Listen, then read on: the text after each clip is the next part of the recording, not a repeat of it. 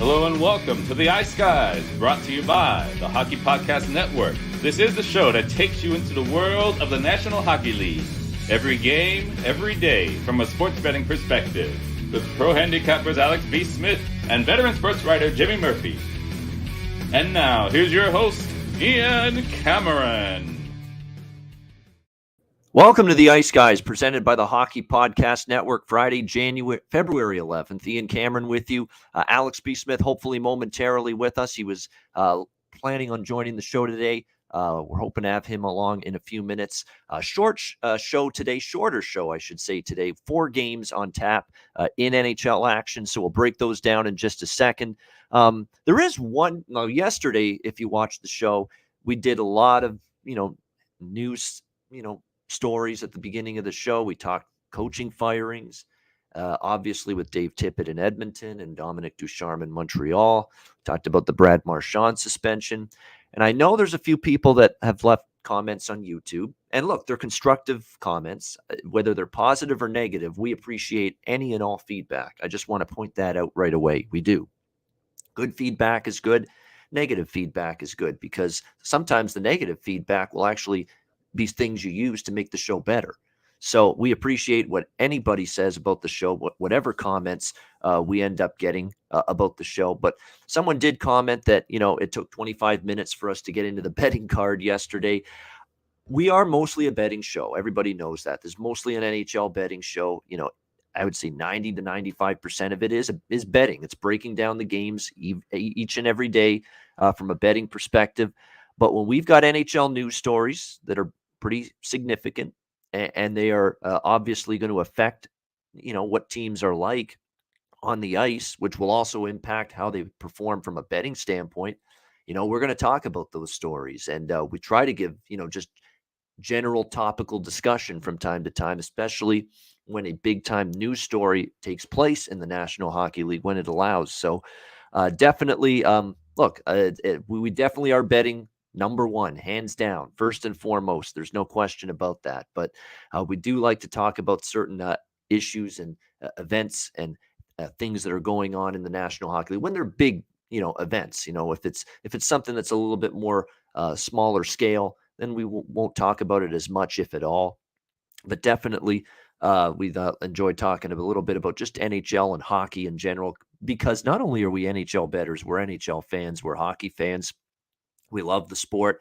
We've all been watching the sport pretty much for multiple decades. So we do like throwing in a little discussion like that. And certainly we had those 2 coaching changes to talk about yesterday.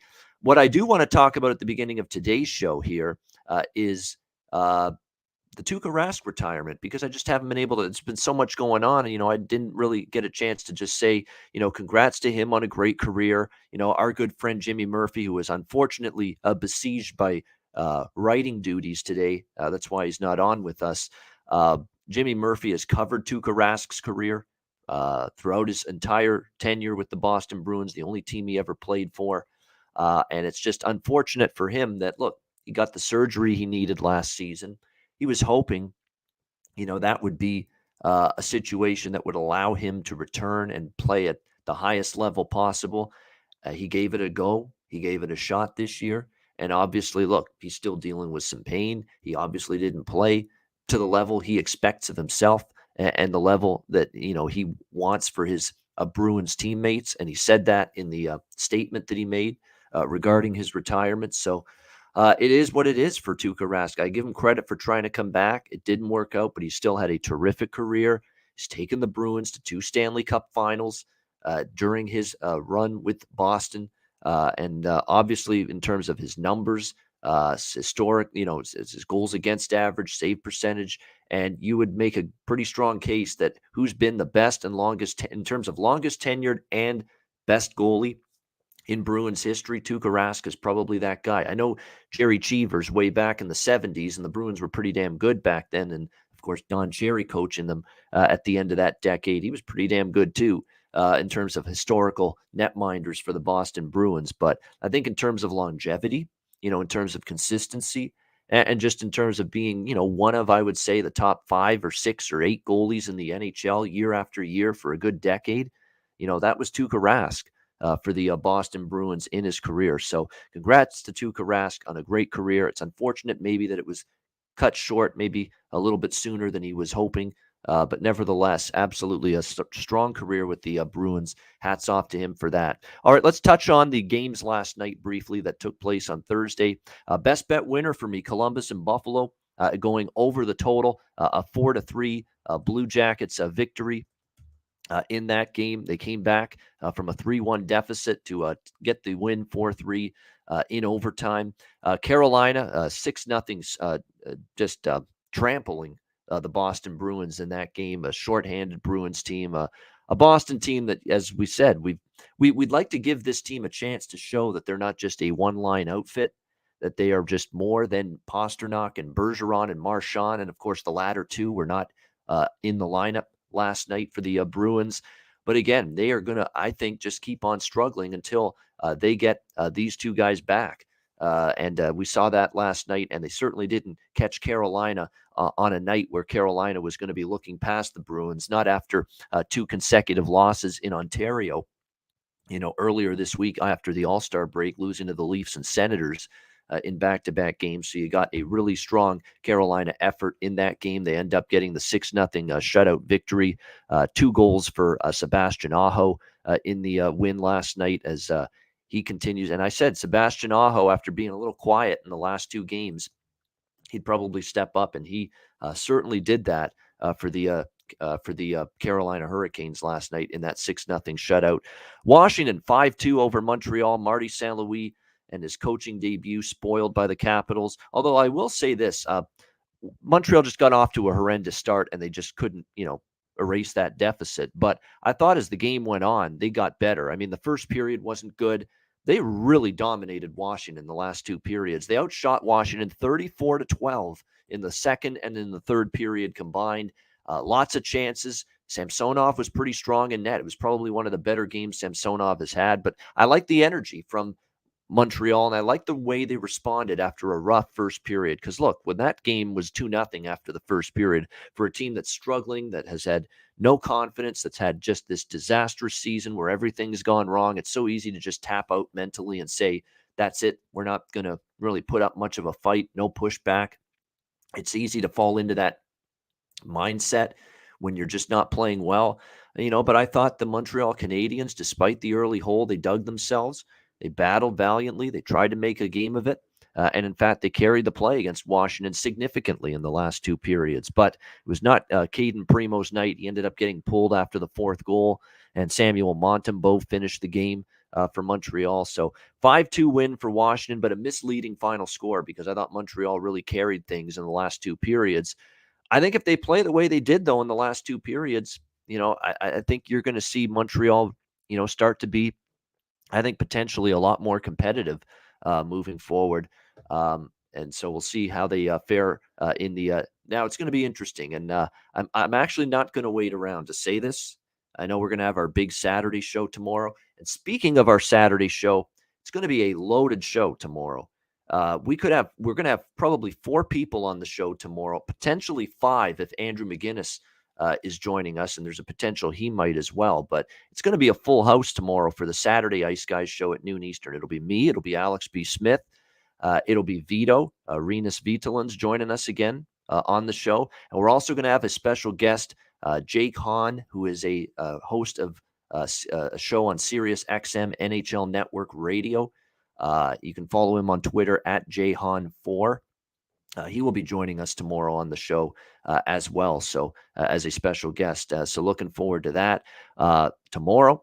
And Vito, by the way, as I mentioned earlier in the week, he's going to be our weekend warrior, if you will. He'll be on with me on Sunday as well on the Ice Guys show.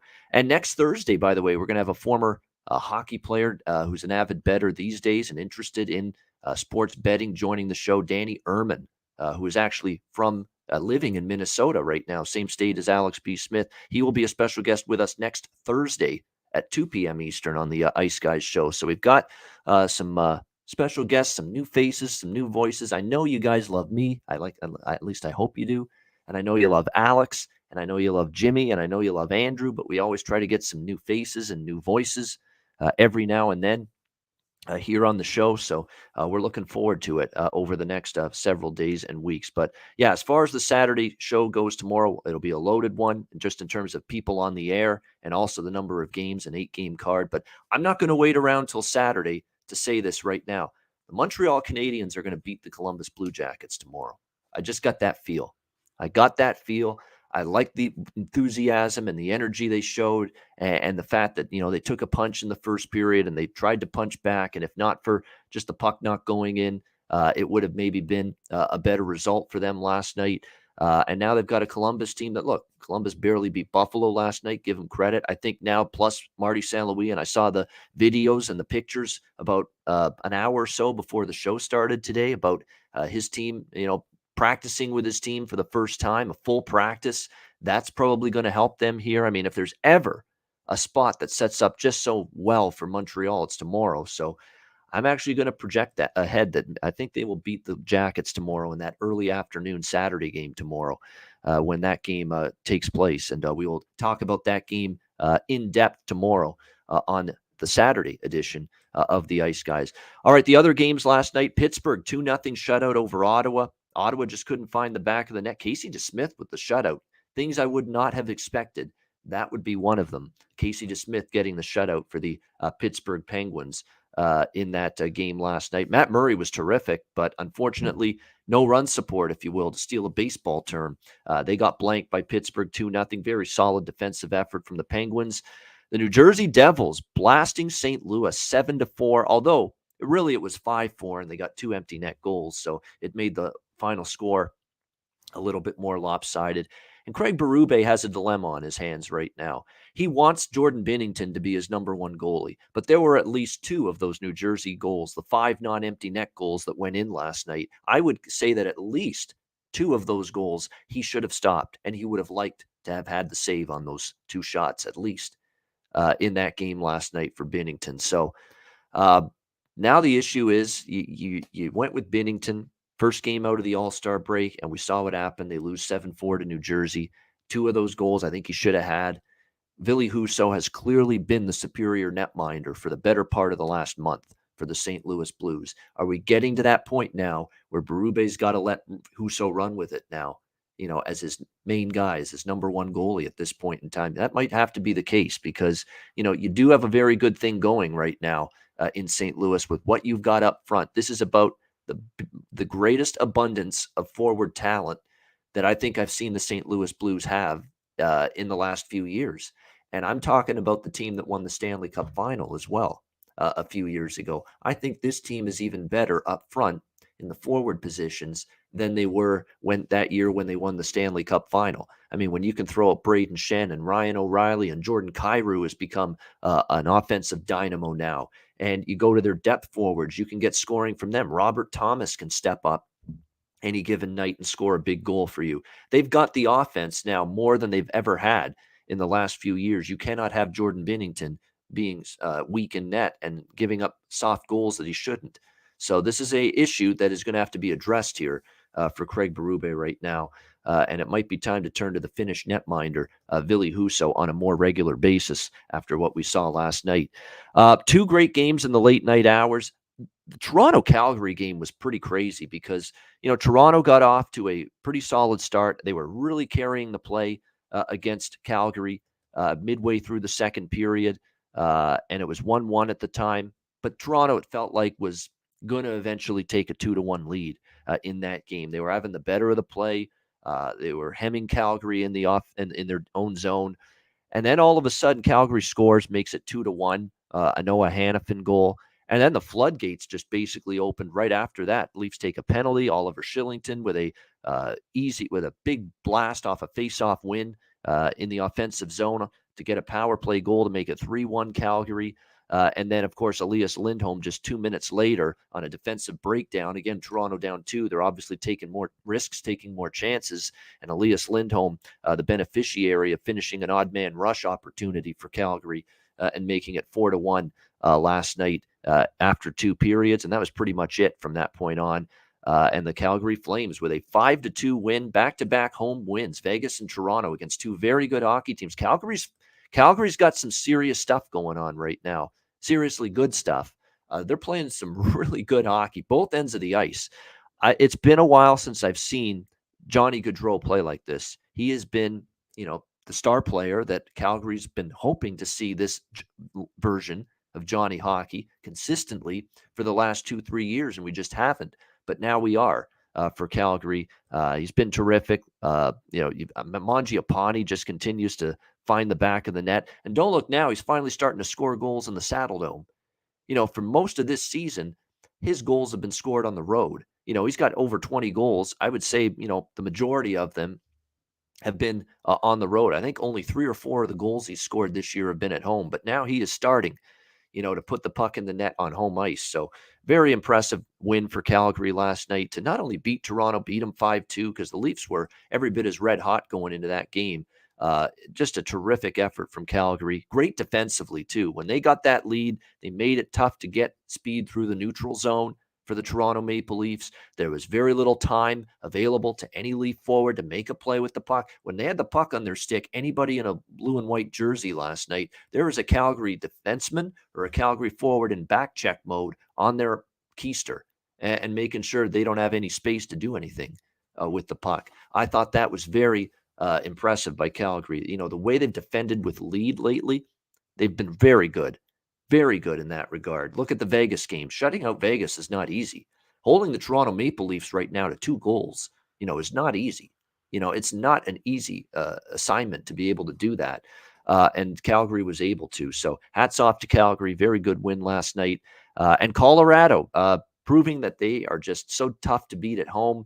That was their first game as well since the loss to Arizona before the All-Star break. Great game with them in Tampa Bay, 3-2. Had a little bit of everything. Game did stay under. I guess that's the only thing that disappointed me because I did have a bet on the over there. But 3-2 Colorado was a really great hockey game. Had a little bit of everything. Some nice goals, some great goaltending from both Darcy Kemper and Andrei Vasilevsky. They both made some solid saves.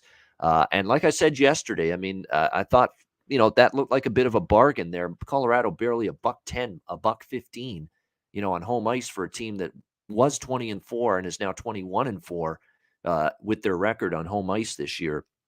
They've just been almost an unbeatable, impenetrable fortress there at Ball Arena in Denver, and Colorado getting it done with a 3-2 win over the Lightning last night. Gabe Landeskog, Devon Taves, Valerie Nichushkin getting the goals for Colorado. And the big guns showed up for Tampa. Nikita Kucherov and Braden Point both got on the board, but that was it from them. Kemper shuts the door late, and Colorado a 3-2 win in a very, not likely, but very possible, I'll say that at the very least, a very possible Stanley Cup final preview, Tampa Bay and Colorado. All right, so that was the Thursday card. Let's turn our attention to Friday. We've got 4 games. We'll start here with the Winnipeg Jets taking on the Dallas Stars. Right now, we've got Winnipeg Dallas, I should say, -150 to -160. Home favorites in this game, 5.5 being the total in this game. Dallas Stars, of course, we know their record at home has been terrific. Can't deny it. Their best play all year, the Dallas Stars, has been on home ice. We'll see if that continues here tonight as they take on the Winnipeg Jets. What I like here for Winnipeg going into this game, though, is their performance following the All-Star break against Minnesota.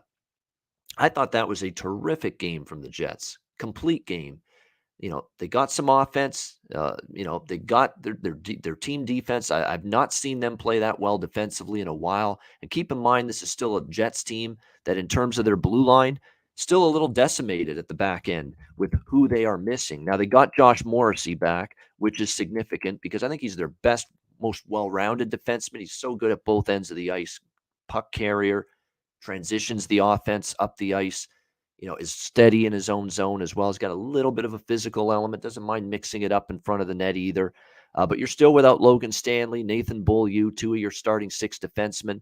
And yet you overcame that against Minnesota in what was a very physical, hard-hitting game, and you beat the Wild in impressive fashion. So very impressed with that performance for the Winnipeg Jets there. I think they might be a live road underdog tonight. And I understand the Dallas home record is 16-7. It's very strong.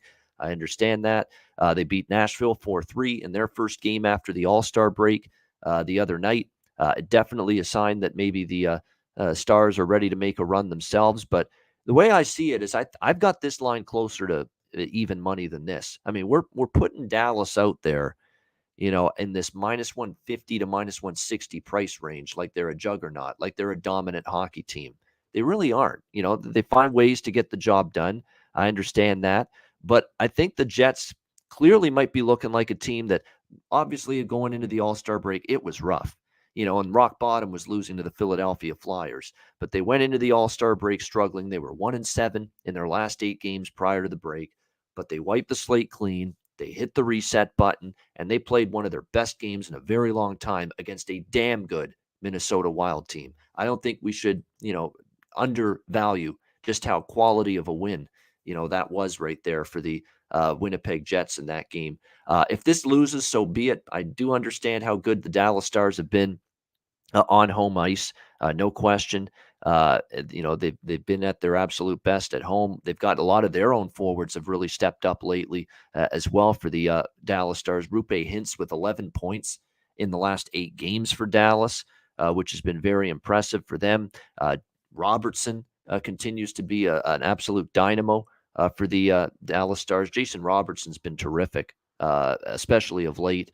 3 goals in the last 2 games. 4 points in the last 3 games. And if you go back to when he returned from a 2-game absence, in his last 8 games, we have seen 11 points in the last 8 games from Jason Robertson for the Dallas Stars. This young left winger continues to play extremely well and continues to find his way to contributing offensively for this team.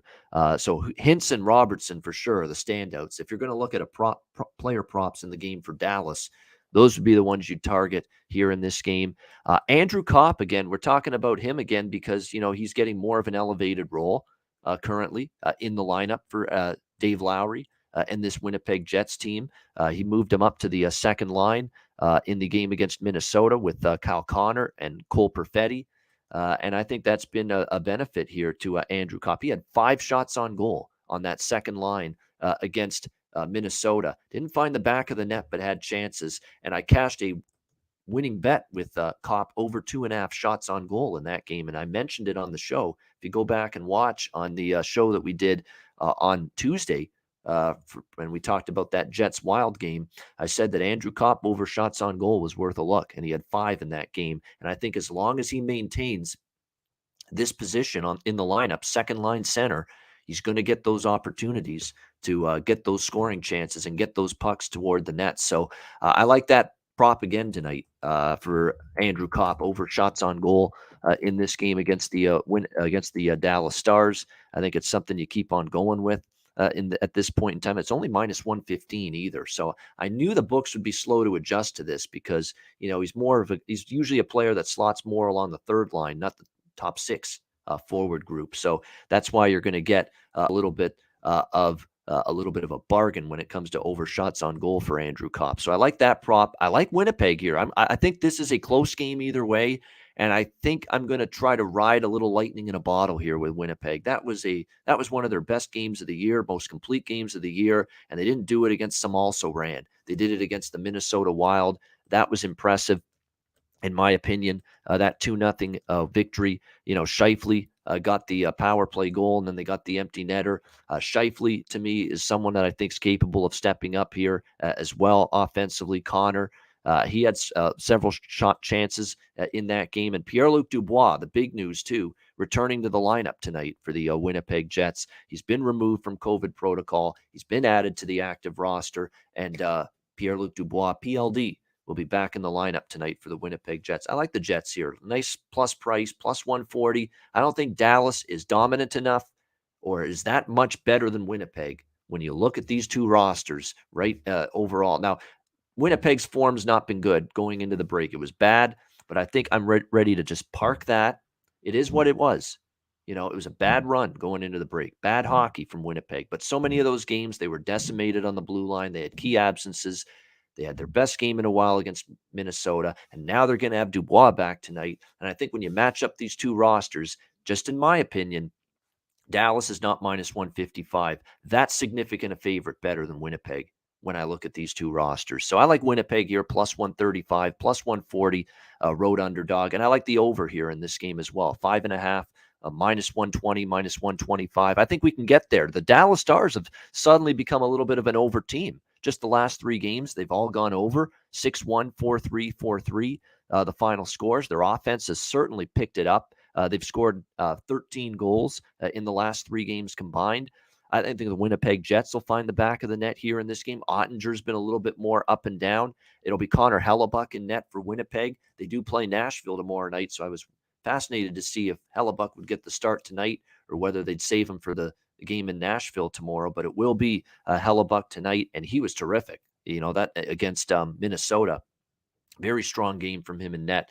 So that does concern you a little bit about the over, but you got Dallas trending over the total, playing with a little bit more pace in their games as well. We've got a series that's trended over 3 of the last 4 head-to-head meetings between Winnipeg and Dallas have gone over the total, and the over is 10-3-3 in the last 16 meetings between the Winnipeg Jets and the Dallas Stars. So I like over 5.5 here, as well as Winnipeg as a road underdog in this one. All right, next game up, we've got the New York Islanders and the Edmonton Oilers. Of course, we've got tons of fascinating storylines to get into here when it comes to this game. Right now, we've got the Oilers minus a 145 home favorites in this game. The total currently 6 across the board. 5.5 across the board. It did open 6, but it has been bet down to 5.5 pretty much all in most books at this point in time. So the Islanders and Oilers, what are we going to get here tonight is the big question from the Edmonton Oilers. Obviously, this is the first game after the firing of Dave Tippett. Jay Woodcroft takes over as the head coach. And I was trying to get into some insight in terms of what kind of style of play can we expect here from Edmonton. And apparently the first thought is going to be that they're going to try to be a little bit tighter defensively. We'll see if that works. That's the way apparently Jay Woodcroft wants them to go. And we'll see if that works. I mean, we know this team's got an abundance of forward talent and skill, but a lot of times they try to do too much offensively, and it comes at the expense of proper structure, proper positioning, and sound defensive principles in their own zone.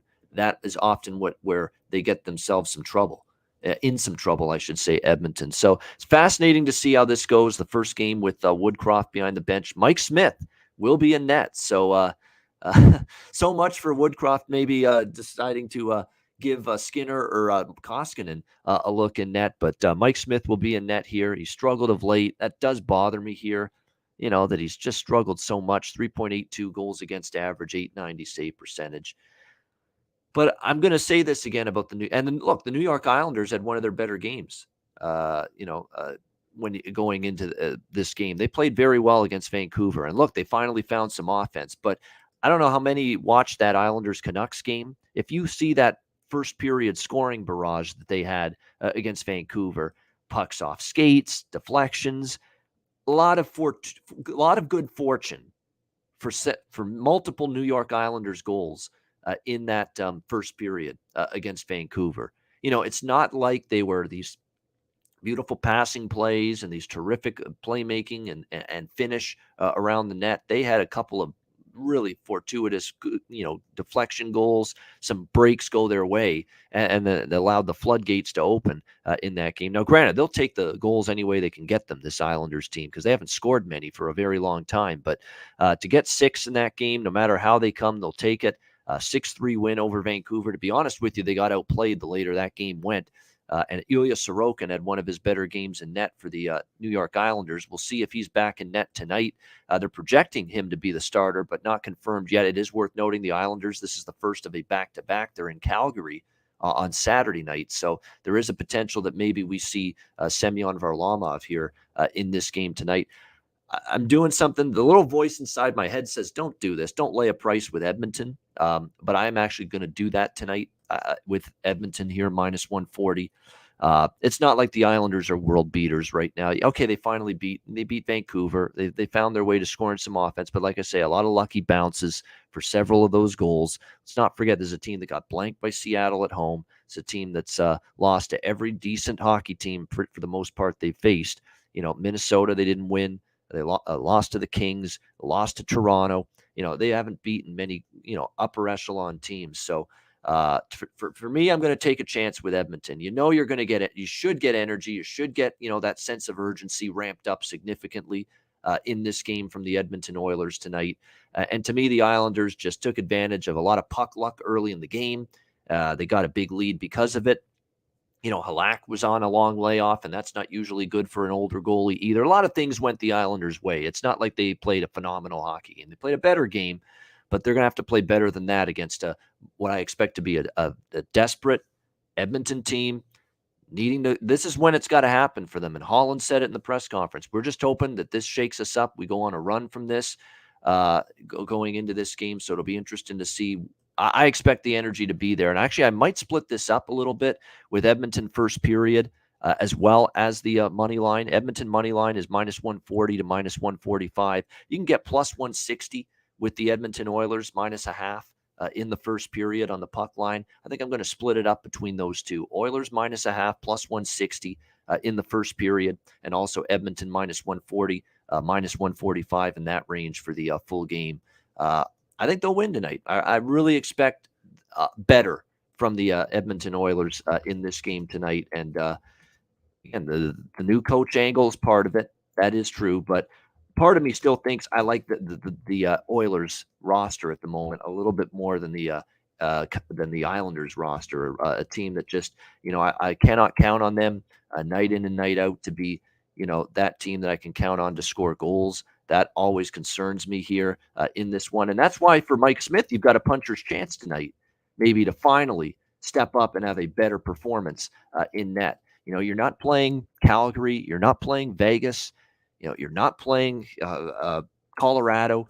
You're not playing that kind of team offensively here tonight. You're playing the New York Islanders, who have spent most of the season struggling to score goals, who are still, even after the 6-goal outburst against Vancouver, who are still dead last in the National Hockey League this year in goals per game. So this, in theory, should be a more manageable matchup for Mike Smith.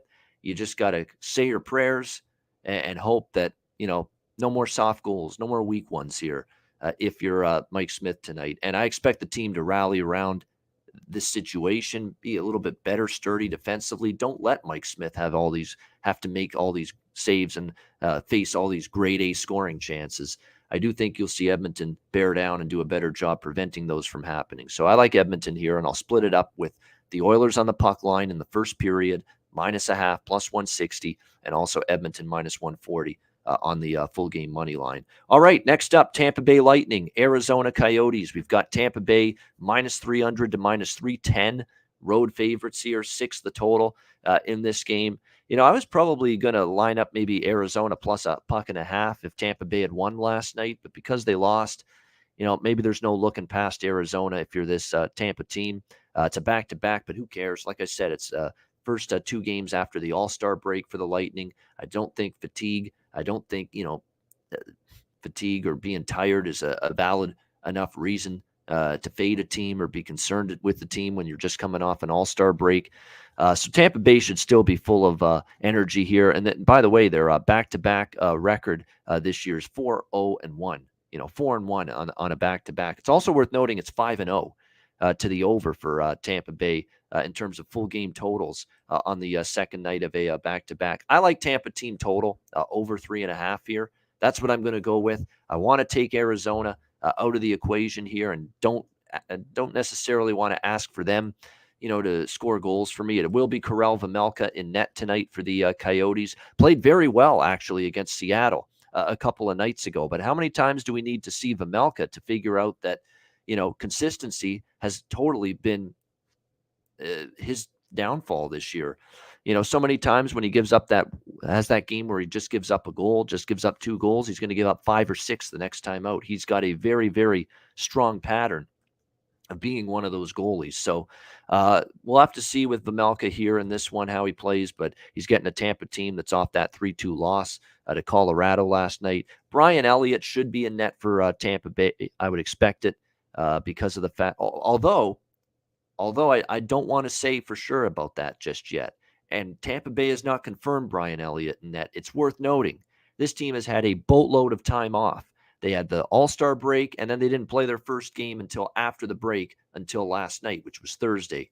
So if there's ever a time when you think, you know what, we can go with Vasilevsky 2 nights in a row, this could be that night. And we have seen some teams do that. Look at Calgary. They didn't rest Jacob Markstrom last night against the Toronto Maple Leafs, even though he started the night before against Vegas. They played him again. And why is that? Because we're just coming out of the All-Star break. Goalies shouldn't be that tired from starting one game and having to play the next night in this, time segment of the season when you're coming off an All-Star break. So, when you look at it here, I think there's a good chance that Vasilevsky will start here. Yeah, he was involved in the All-Star festivities over the weekend.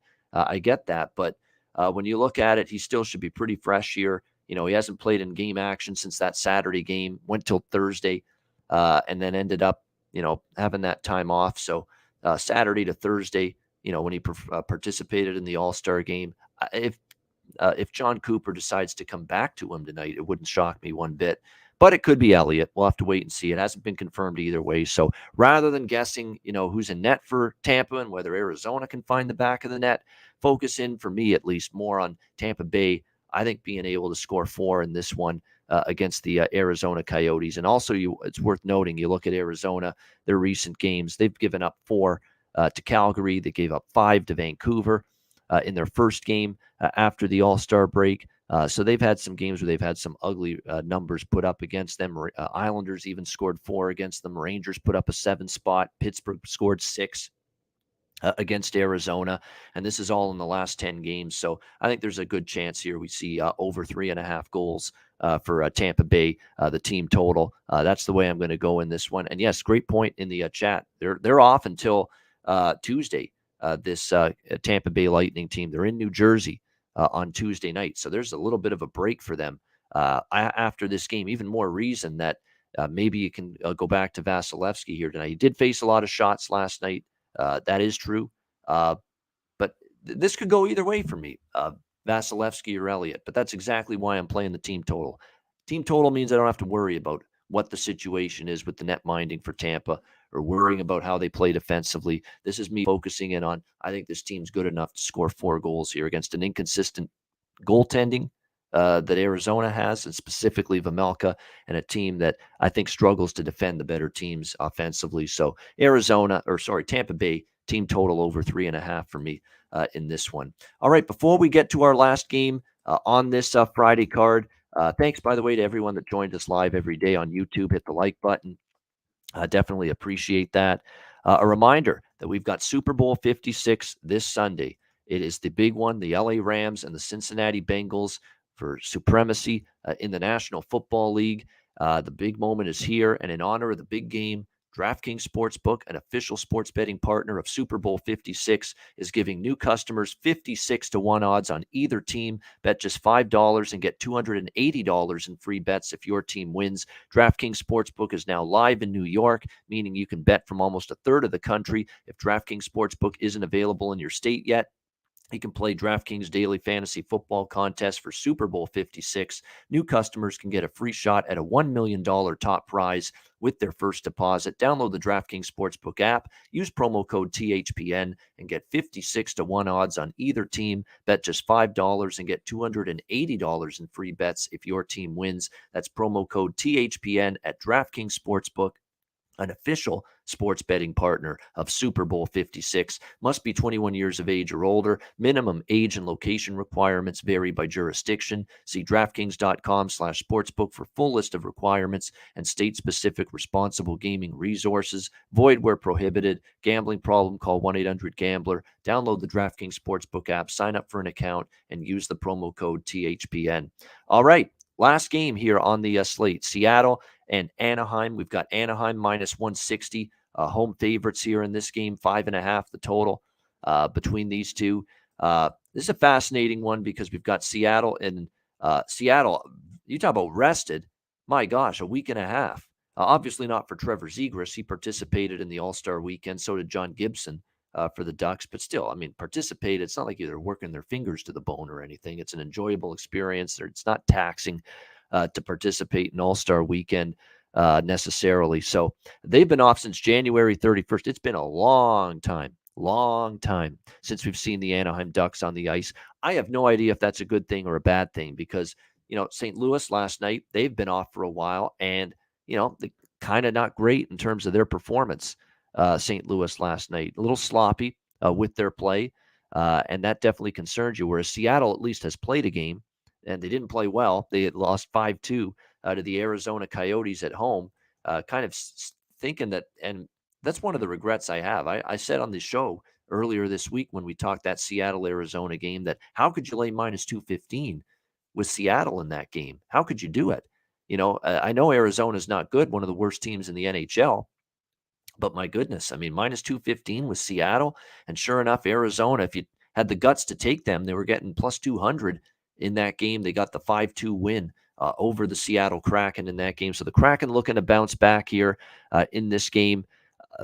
Disappointing to see them give up, the goals they did to Arizona, who are not exactly a high-scoring juggernaut by any stretch of the imagination. We'll see how this game goes. These teams have played each other twice, once in Seattle, once in Anaheim. Anaheim won both meetings, 7-4 in Seattle, and then Anaheim won 4-1 at home between these two teams. So we'll see how they fare here. Anaheim's also been very bad on extended rest. I did want to mention that. Their long-term run is like 1-10.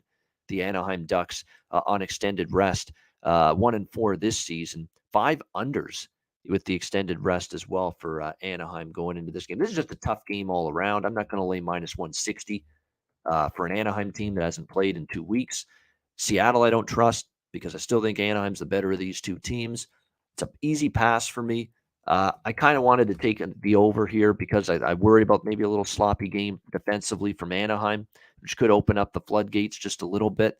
But can Seattle score is the question. And Seattle on the road again, where remember the last time they played on the road, that road trip through the Eastern time zone, they played Flyers, Penguins, Rangers, Boston.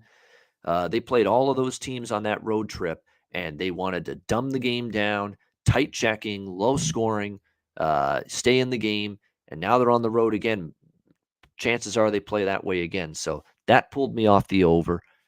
The situation to me on both sides is too tough. Anaheim laying minus 160 on since for a team that hasn't played since January 31st and a team that doesn't have a good track record with extended rest.